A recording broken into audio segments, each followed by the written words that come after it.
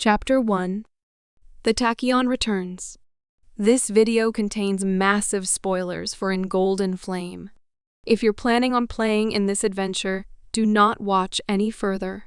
The dull buzz of the alarm cuts like a knife. You open your eyes and then close them again. It feels like you just laid down. It can't possibly be morning already. Just 5 more minutes, surely. The alarm sounds again, and you curse all your ancient ancestors for unlocking the secrets of fire, wheeled locomotion, and digital chronometers. You're tired, so deeply tired, and you want to sleep in today. The alarm sounds yet again, and defeated, you surrender and haul yourself out of bed. You immediately bash your head on the ceiling of your bunk. You always forget. Your cabin is cramped like a prison cell. 3.5 meters long, 2 meters wide, and 2 meters tall, and it has to cram a bunk, a desk, storage bins, a personal console, a shower toilet cubicle, and your hard suit locker into that space. You know what? Scratch that prison cell thing, not even the cruelest brig designer would make a hole this cramped. You grope in the darkness for the light switch, and it flickers. Once, twice, 3 times, and you feel your heart sink in the split seconds of darkness. But then it flares to life, and you feel only a moment of relief. It took maintenance a week to fix the lights last time they did this. Something to worry about later. You grab your data slate and check today's work schedule. Yep, even though you're a pilot. They can't just have you sitting around idle on days you aren't in the cockpit. There's always something going wrong on the station, and you've presumably got a pair of hands that can hold a wrench. Today you're on air filter duty with the rest of your fire team. Grimy, unpleasant work. Little better than wastewater maintenance. Might as well not bother with the shower until you're finished. You fish out a reasonably clean jumpsuit, clamber into it, then grab your sturdiest pair of work boots and start to lace up. Page welcome, as they say, to another day in hell. Beat 1. All ye who enter here. You step out of your cramped little cabin and into another day full of back-breaking toil just to keep Hell's Gate alive. Everything's falling apart. The foundries run at lower efficiency every week. The heat management system is half a century past due for replacement. People report which part of the station they're in by reading the error code off the nearest computer screen. The vent crab infestation is so bad, some people have suggested just training them to show up for work shifts. There's been power failures in Section 3B every day for a month. Oh, and last week the printer broke, and it might be your fault. Good luck with that. Rise and shine. Start by introducing the players to Hell's Gate. It will be their character's home for most of the campaign, so they should get familiar with it. The PCs have lived here long enough to get recruited into the station militia's strategic response team, so have them play out a few scenes and vignettes showcasing the station, their characters, and the relationship between both. Station Overview. Hell's Gate consists of a swarming maze of material processing facilities about 7 kilometers long, capped on each end by a docking bay and a rotating habitation drum. Directions on Hell's Gate are usually referred to in reference to fore and aft, referring to the forward and rear docking bays and hab drums. The fore of the station was supposed to point in the general direction of whatever it was mining, ideally with the aft pointing away from SpaceEngine's gravity well. The last time the station had its facing adjusted was an emergency maneuver more than half a century ago, and nobody knows if it would survive a repeat performance. Mag train lines run the length of the mid-station, allowing quick transport of goods and personnel across the station. It usually takes about 20 minutes for a mag train to go from fore to aft, stopping at every terminal, but a militia emergency override can get you anywhere on the track in just under 5 minutes. Jerry frowns on misuse of this privilege and has had to send multiple emails clarifying that hunger for noodles does not constitute a station-level crisis. There are safe thoroughfares for on-foot personnel, But rare is the gator who wants to travel 7 kilometers in 0G unassisted. The station has specially rated train cars large enough to carry 4 size 1 mechs or 2 size 2 mechs. Size 3 mechs weren't a thing at the time, but you can just about squeeze one of them into a car if it's lying down.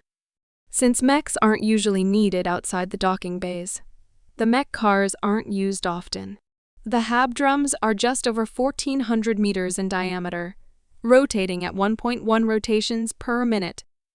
The drums spin oppositionally, clockwise from the perspective of someone looking out of their associated docking bay. This motion is tuned to provide a more or less perfect 1G of artificial gravity, although it's fast enough that some sensitive individuals, mostly visitors, get motion sickness, or the spins.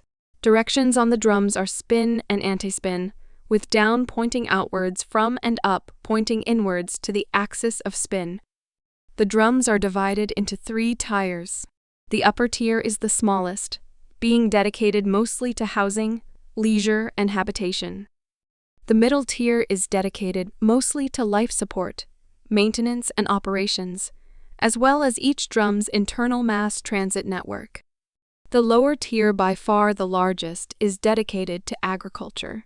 Hell's Gate has several kinetic and directed energy weapons mounted on turrets across its hull, designed to give full coverage against encroaching debris, rock fragments, and micrometeoroids. Although they aren't officially rated for the purpose, they can also put holes in pirate mechs and subline vessels if need be. The station used to have a long-range mining laser mounted above the foredocking bay. But during the demon winter of 4992, the Hellhounds stole it as they fled. Andres Capella mounted it on a turret at Fort Cerberus as an anti-capital weapon. The gate maintains its own OmniNode, allowing station residents to access the OmniNet in real time, rather than relying on light-speed delayed broadcasts from the Union-neutral OmniNode near Calliope's star. The station also has a backup internal communications grid that uses battery-powered rotary dial telephones and teleprinters. It's not cutting-edge, but it's reliable, impossible to jam, and stays operational even during station-wide blackouts. Locations: Forward Docking Bay. The gate's forward docking bay, colloquially, the mouth, was meant to be oriented towards whatever the station was currently mining, but that was a long time ago. Mining vessels would arrive, drop off their raw ore, refuel, and leave for another run, while the ore was funneled into the station's cavernous refineries. At its peak, the station was sending out 5 or 6 ships every day. Nowadays, it's lucky to get a couple out in a week. Forward Hab Ring. The forward Hab Ring is by far the least well-maintained of the two, a fact that rankles the station's miners' union, something fierce, given that most of them live there. It's still airtight, but there's leaks in the water lines, and the various grow houses and hydroponics farms are pinched by material shortages that don't seem to hit the aft ring as hard. Jerry's not blind to these problems, though. He lives here too. Industrial sector. The middle of the station is occupied by a long tangle of refineries, smelters, foundries, and chemical plants. With all units online and functioning at peak efficiency, Hell's Gate could render tens of tons of ore per hour into metal ingots, gravel, graphene, and fullerenes. Nowadays, it's barely operating 8% of its facilities, and those aren't working even close to peak due to staff shortages and a lack of maintenance. If Jerry hadn't given himself a stomach ulcer negotiating with IPSN for replacement parts, it'd be 4% of that. Oops. Part of the aft mid-station is set aside for the gate's operations division.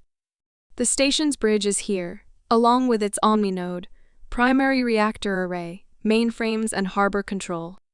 Aside from central fabrication, this is the most secure and well-armored part of the station. Central fabrication. This area houses the gate's Schedule 2 printer, Union certification, 126 years out of date, There's always a backlog of at least 5 to 8 days on medium priority orders, and a month minimum for low. High priority orders, such as the PC's mechs, go through within hours, to the ire of whoever got bumped. What's left of Jerry's Sherman Mark II, the severance pay, lies nearby, half and half out of the wall, and swathed in cables. Its cold core is currently being used as an auxiliary power source. Mech Bay. Between the aft docking bay and central fabrication, there's a large hangar dedicated to the storage and maintenance of the militia's mechanized chassis, including those belonging to the PCs.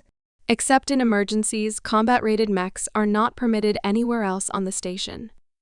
Aft hab ring. More comfortable than the forward hab ring, the aft hab ring plays host to most of the station's operational staff and acts as accommodation for the few guests and tourists the gate receives. Unless they explicitly desire otherwise, all militia pilots, including the PCs, live here. At the very least, Jerry ensures the station's defenders live comfortably. Militia Memorial Walls. A large wall in one of the aft ring's public plazas has been dedicated as a place of remembrance to all those who died in the defense of Hell's Gate. Every single militia member killed in action has an individual plaque engraved with their name, and there's usually a little holo widget displaying pictures of the deceased as well. 6 new names have been added so far this year, all killed by the Hellhounds. Andros Capella killed 2 of them himself, and is looking to up those numbers. Director's Office. At one point in time, the Gates Executive Suite was a marvel of orbital decor. Situated in the aft hab ring, it was functional and stylish. It had real wood paneling and leather seats, gold inlay and paintings on the walls, not originals, of course, but high-quality reproductions. Lush houseplants flanked a view screen displaying the station. It even had a carpet. The wood was stripped out a century ago. The leather seats deteriorated beyond use. The inlay was recycled for circuitry repairs decades back. The paintings were sold to some casino on the icebreaker just before Jerry took over. And Jerry has no time to look after plants. All that remains is a desk and endless piles of paperwork. It's a sad, tired room for a sad, tired man. Briefing room. A bare chamber with a bunch of folding chairs, a holographic projector, and a desk. The lights flicker sometimes, but the projector doesn't, suggesting it's on a better circuit. Jerry briefs the militia here when their mission requires a more in-depth explanation than "please go shoot these pirates." Jerry insists this room is a no-snack zone, a prohibition no member of the militia has ever obeyed, Jerry included. Aft docking bay. The Gates aft docking bay. There's a nickname for it. Not said in polite company, handles the majority of the station's space traffic, and was intentionally designed as such.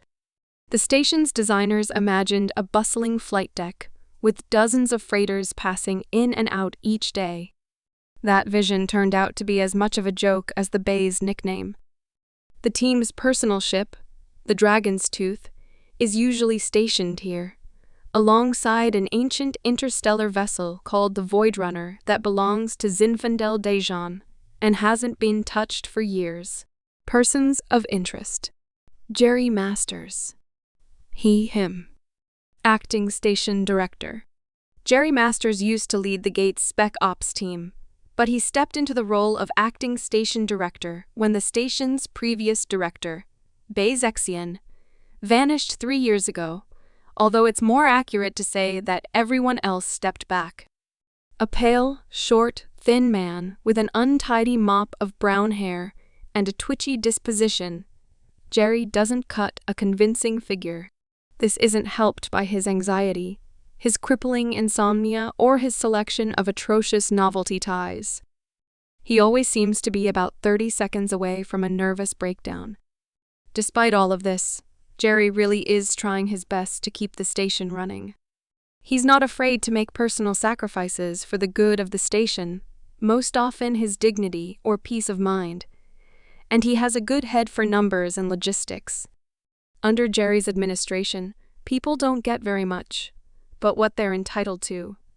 They always get, no matter what. On top of that, Jerry still is a top-shelf mech pilot. He never talks about his past, but the half-dismantled Sherman Mark I in the printer bay had to come from somewhere. An old call sign sometimes gets whispered in the gate's bars by militia members, daybreak. And when the empty mugs really start to stack up, rumors fly about a team of DOJ HR liberators and a doomed mission, once upon a time. Shelley. Her ex-military administrator. Shelley is Jerry's former co-pilot, the Asura-class NHP that came with his Sherman, the severance pay. Since it's currently stuck in a wall acting as an auxiliary power source for the printer, Shelley took on a new role as Jerry's assistant, aiding him in the monumental task of keeping the station afloat.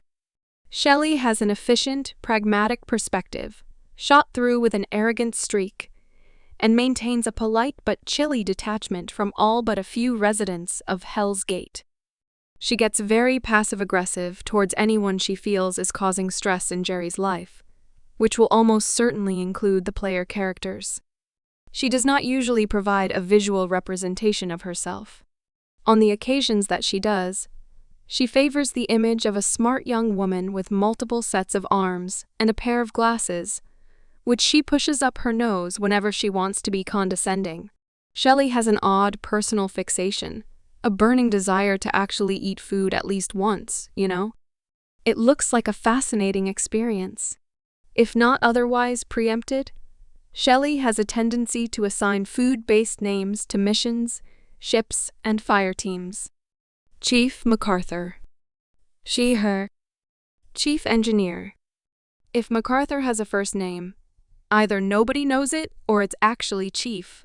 A thin, athletic woman with close-shaven black hair and a large ocular implant replacing her left eye. Chief Engineer MacArthur can usually be found smeared in grease and wielding a power tool. Most days, she's neck-deep in the business of managing wrenches and ensuring Hell's Gate still has air, water, and lights. Never one to shy away from hard work, she leads from the front, usually being the first to clock in for shifts and the last to clock out. In truth, she would have been a better choice than Jerry to replace Director Bai, and everyone knows it. But everyone also knew that removing her from her current post would be a disaster.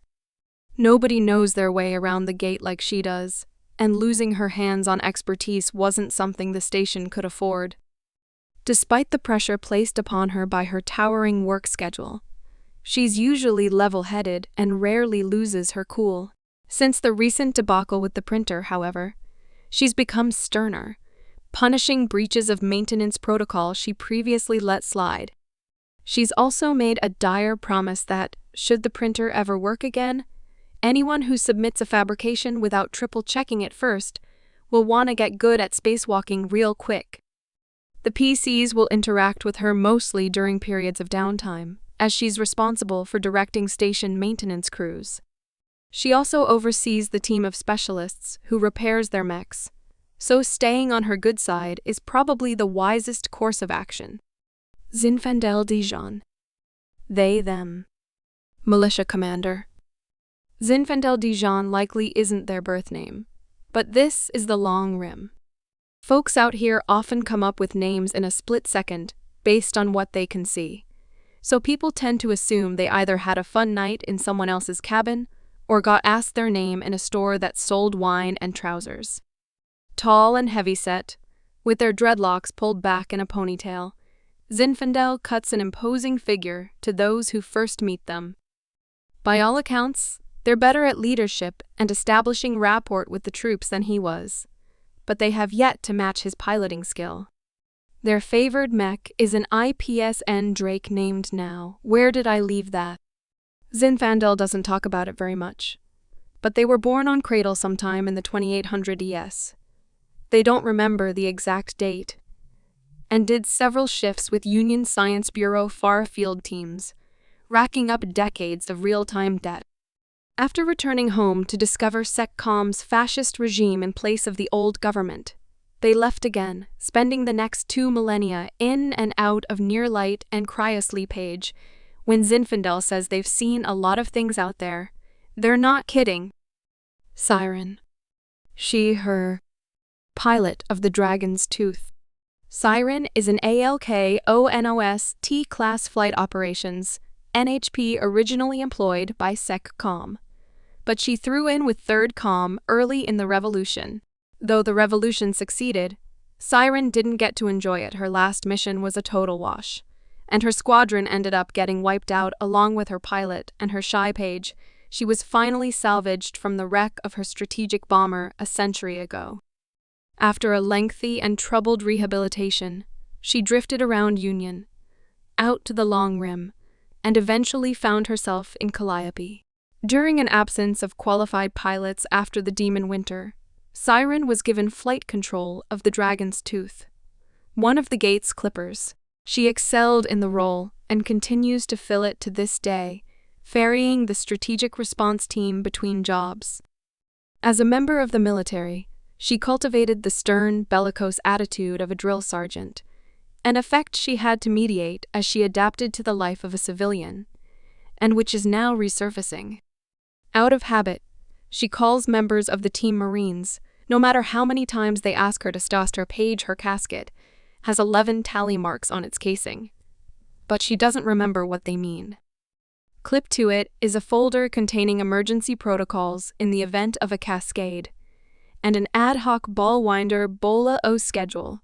At the start of the campaign, she's just about to come off a cycle, and should be stable for the next 6 years, barring unexpected cascade triggers. Ipswich Delisi. They, them. Omnistream sensation. Short and thin, with their hair bleached platinum white, Ipswich Switch DeLacy is a loud, extroverted bundle of energy. They showed up a few years ago and promptly took up the career of lifestyle Omni-net streamer. Since then, Switch and their fleet of camera drones have become a common sight around the gate. Live from the Long Rim and its related memes have become a staple of Omni-net culture across Union. The fact that they're often broadcasting live footage of the station's inner workings and day-to-day events poses a minor security issue for Jerry. It's likely he'd have shut the whole racket down a while back. Were Ipswich not funneling half of their stream's donation money into the station's discretionary budget? They're a member of and public point of contact for the Horizon Collective, although this seems to be a fact that Ipswich just decided was true, and Horizon was grudgingly forced to accept. Nonetheless, Ipswich does have a few useful acquaintances in the organization they can put people in touch with. If the PCs seem interesting or cool, Ipswich will try to spend time with them, interview them, or even ride along with them on a mission, if one of them has an expanded compartment. Jerry will refuse to authorize this, but there's little he can actually do to stop the PCs if they take Switch up on this. Switch has a secret. They're actually Baldur Valentinian, the long-lost child of renowned Armory Blinkspace researcher Dr. Odin Valentinian. More information can be found on page 259. Striga von Oldenburg. She, her. Felicitations, comrades. Striga von Oldenburg is the eccentric and paranoid leader of the Truth, a tight clique of equally eccentric and paranoid sidedivers, vaguely aligned with Horizon. Striga is a tall, rail-thin, ghostly pale woman in her mid-20s, recognizable by her scruffy clothing, squirely demeanor, wild hair, unnaturally wide eyes, usually sporting dark bags from lack of sleep, and tendency to appear suddenly and without warning from places she shouldn't physically be able to occupy. She subsists on energy drinks, but trusts only one convenience store on the other side of the station. Whenever she runs out, she makes the pilgrimage all the way from one habring to the other to get a new batch, often accompanied by members of her clique. Judging by their infamous all-night marathon dance music and gaming parties, she and the clique are no strangers to stims either. Despite all the quirks, she and her crew are the station's most reliable source for obscure data, esoteric software, and information retrieval. However, anyone who wants their services is going to have to earn the group's trust first. This usually means either listening to Striga ramble about her latest conspiracy theory for a couple of hours, or enacting some outlandish prank the clique devises. Calamity Havok. She/her. Retired pirate, current mechhead. Calamity Havoc is a constant reminder of Jerry's most controversial act. That one time he broke Bowie Zexian's golden rule and let a hellhound back on the station. She doesn't talk very much about her early life, other than to say that she wasn't born here and that she used to have a life and a family. Then she stepped on the toes of someone very powerful and lost a century of real time in stasis, before waking up marooned and penniless in the long rim. With nothing left to lose or to live for, the simple, brutal nihilism of the hellhounds was a good fit. It started off as mere moonlighting, but she quickly became a fully fledged member when her twin talents for astonishing violence and unlicensed mech modification caught the eye of Andros Capella himself. She was one of the hound's very worst, until she became so popular in the ranks that Capella saw her as a threat. What followed was the inevitable fate of any hound who displeases him. Her mech was sabotaged and a tragic accident was arranged. But through some miracle, she survived long enough to be picked up by one of the gate's salvage crews. This caused a serious political problem for Jerry. Letting her back on the station would cause unrest, but exiling her again would be a death sentence. Eventually, he allowed her to stay under heavy supervision, lending her expertise as a sort of official, unofficial aftermarket modification specialist for the militia's mechs. Not many people want her here, but few can say they'd want her talents to be available to anyone else either. Additional NPCs. This table contains some of the colorful characters the PCs can find around Hell's Gate on any given day. Cerulean Enceladus. The galaxy's third most popular new retro stasis score musician. It's not a very profitable gig, so he's also the station's fence. Everyone knows. Nobody's fooled.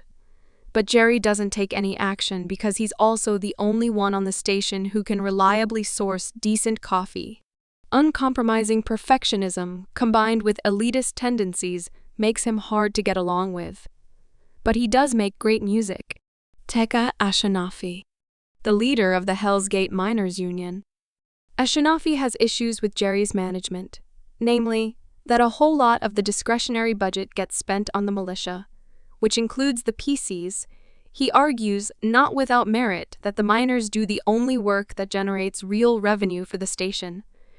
But they don't see anywhere near enough of the profits. He doesn't hold a grudge against the PCs, but he's not exactly friendly either. Zijad Al-Basa, a technician in the station's mech bay, suspected to be a member of Horus or Horizon, although it's unclear which, engages in lengthy philosophical dialogues regarding the sentience of CompCon units, often with CompCon units, who, curiously enough, always seem to agree with him. Nobody on the station knows more about artificial intelligence than Zijad, not even the side-divers. Kraken, a slender, white-haired youth possessed of 3 equally inexhaustible talents: prosthetic construction, side-diving, and raw chaos. They can almost always be found neck-deep in a hyperfixation, and it has always been to Jerry's benefit to ensure that whatever thing Kraken is obsessed with this week either benefits Hell's Gate in some way, or hinders their adversaries. They are never seen anywhere without their personal assistant NHP Mora. Michaela Omnidocument Format. Michaela is a body modification enthusiast who's had a lot of work done.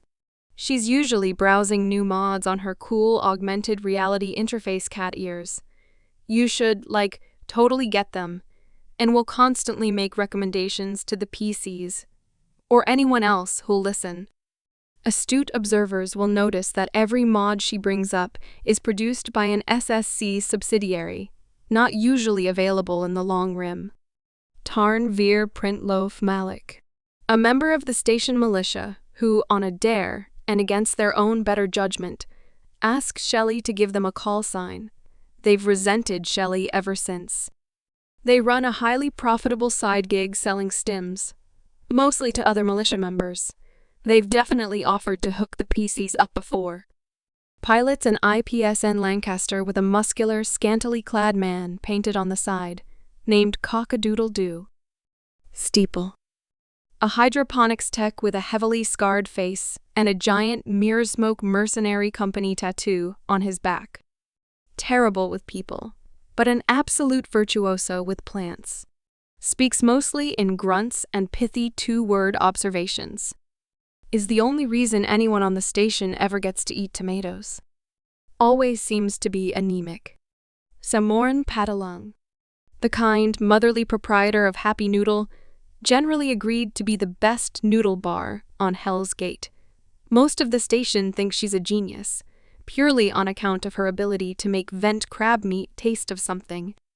It's an open secret that her establishment is a hangout for local Horus elements, whom she affectionately calls the dorks. Bartender motherfucker. The subaltern bartender of GMS Generic Bar, and the end result of a long series of in-jokes, so dense as to be impossible to explain, mixes an unrivaled standard pattern, GMS Margarita.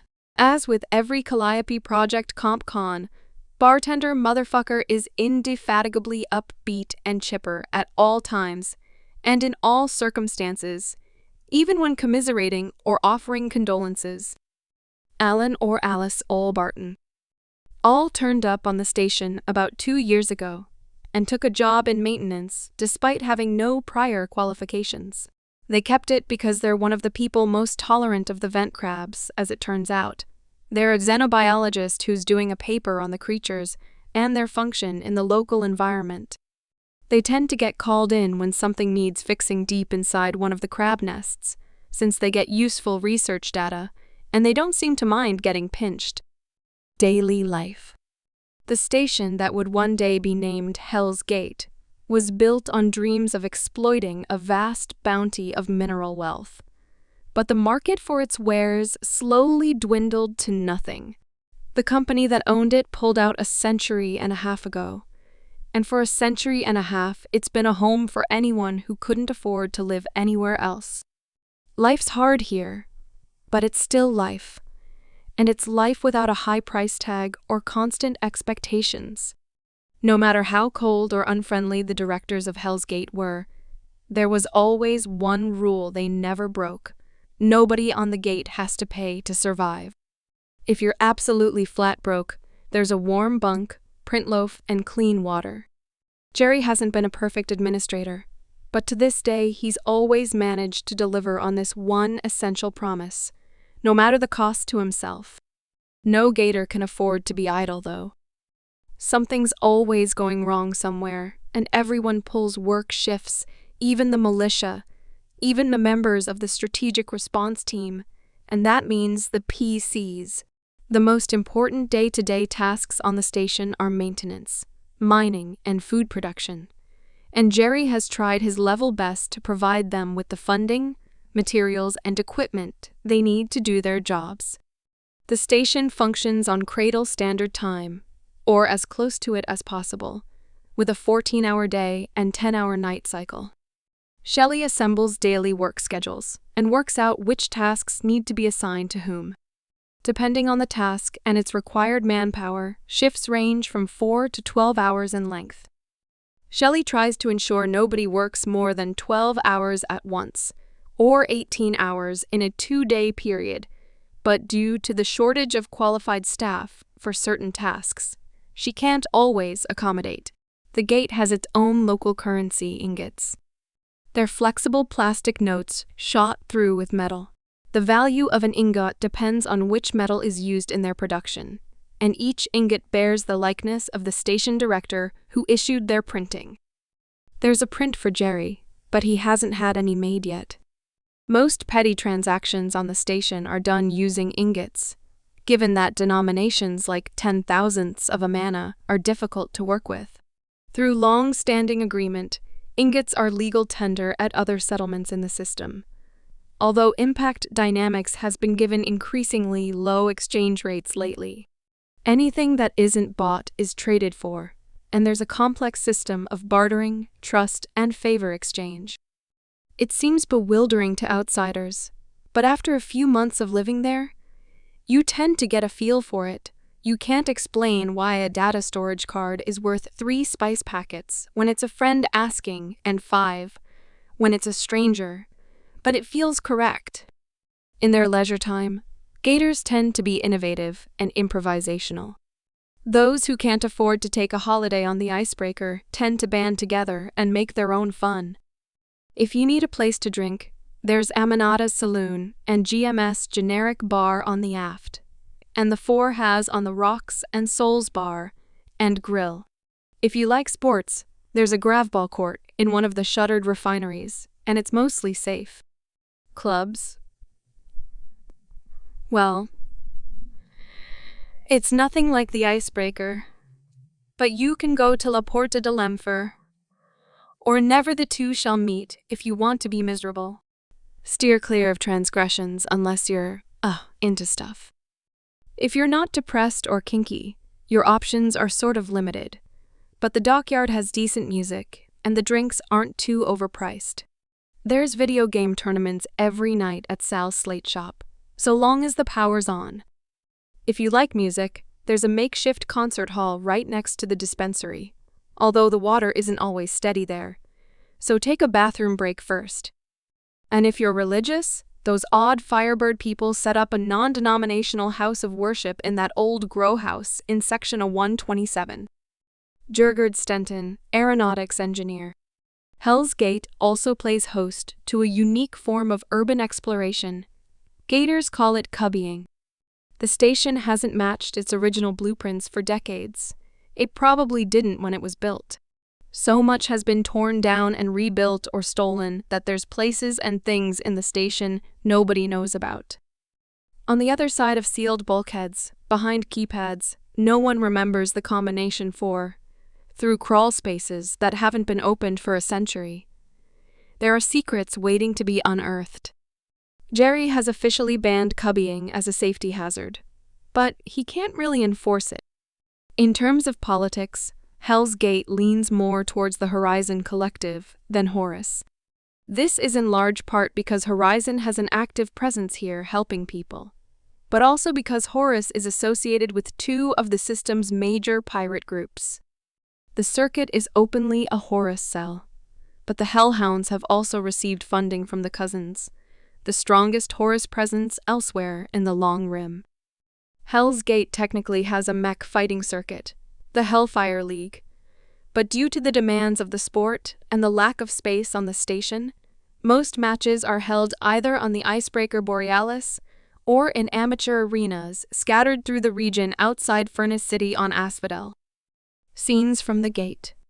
A team of stevedores yell in alarm as the cable on a cargo hoist gives way, spilling an entire pallet of crates onto the ground. A militia pilot tells stories of their most recent battle against pirates to a couple of folks at a bar. It's funny, though. You were in that fight, and they're taking credit for things you or your teammates did. A customer and the proprietor of a food stall exchange a deafening series of insults, profanities, and curses, before calmly agreeing on a price as if nothing happened. They do this every day. A pair of wrenchies bicker over different interpretations of the duality. The guts of the power distributor they're supposed to be fixing lie strewn around them, forgotten. A work crew shuffles into a cafe after a shift, exhausted. The barista already has every single one of their orders ready, and is calling out names as they step in the door without even looking. A furloughed mining crew loiters around an intersection, singing an old Long Rim work song. Most of them aren't great singers individually, but put them together and they can belt. A wake is being held for a recently passed resident of the station, and as is tradition, any property they didn't leave to friends or family is being handed out to strangers. It's considered rude not to take something. A child giggles in delight as she rides around on the shoulders of a subaltern. It halts work every so often to politely request that the child stop climbing on it, which she does not. A timid technician shyly explains their job to someone who's quite clearly attracted to them.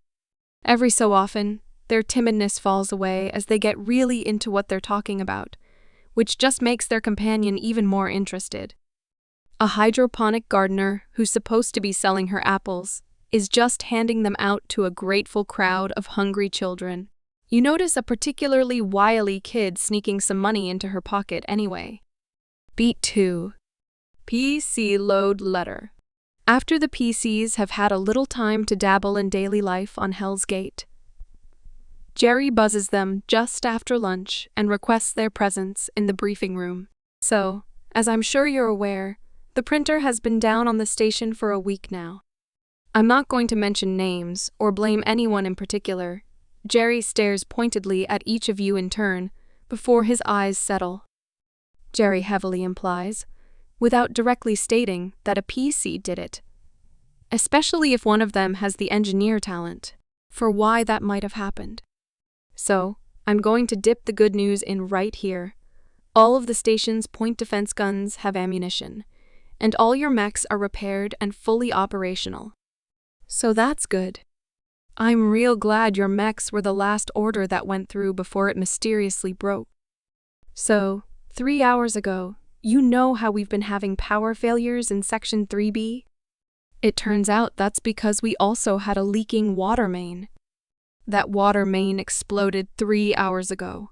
Chief MacArthur managed to jury-rig a replacement, but without the printer, we can't fix it in a serious, permanent manner. And what happens if the next thing to go out is the O2 scrubbers?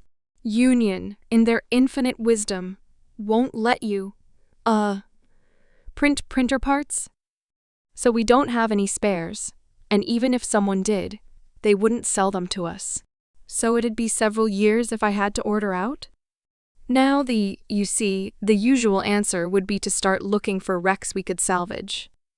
But the beauty of this whole Section 3B exploding water main situation is that, well, that's where the bulk processing unit for the long-range scanning array lives. So that's broken now, too. Now, the wrenchies are trying to get on top of that. But in the meantime, we have even more pressing issues, because of course we do. So, finally, this gets us to your job. Now there's 2 immediate problems, both of which you'd be really useful in solving. But the problem is, they're immediate problems, in that I need them solved immediately. So, pick one, and I'll send the rest of the militia to deal with the other. I'd rate the chances of combat on either one as, very high. Firstly, the water main. Well, in addition to the long-range scanner, it flooded one of our biggest food storage units. Because of course it did. We need to replace the food that was lost. We'll have to buy it from Impact Dynamics, and I don't trust them not to screw us. Someone needs to ride shotgun and make sure no one tries anything. Secondly, bad news travels fast, and there's a bunch of pirates holding orbit nearby. Nobody wants to leave the station while they're around. And please be careful? The hellhounds are getting brutal lately. I'm hearing rumors Andros Capella has started paying bounties for dead Gate militia members again. I don't want any of you to be the 7th name on the memorial wall this year. Jerry doesn't have much time for questions, but he can field a few before the briefing ends. Expected resistance. Same as always, pirates. Mechs and ships small enough to shoot with mechs. High resensors might be down, but Most important task. Honestly, I gave you the choice because, well, I trust you. But if I had to choose, I really want you on the freighter. The militia can deal with a few pirates. Perhaps not as quickly or as, innovatively as you can. But you really can't handle not getting that food shipment in, guys. Impact Dynamics is, they're gonna try and screw us. So I need some real muscle there to make sure the freighter crew doesn't get strong-armed. Station outlook. It's not rosy, I'll tell you that much. Between the mechanical failures, the pirates, and the lack of traffic through the system lately, things aren't great. The printer breaking? Well, guys, that's worse. But the station's not gonna collapse overnight. Point defense can at least keep anyone from directly attacking the station.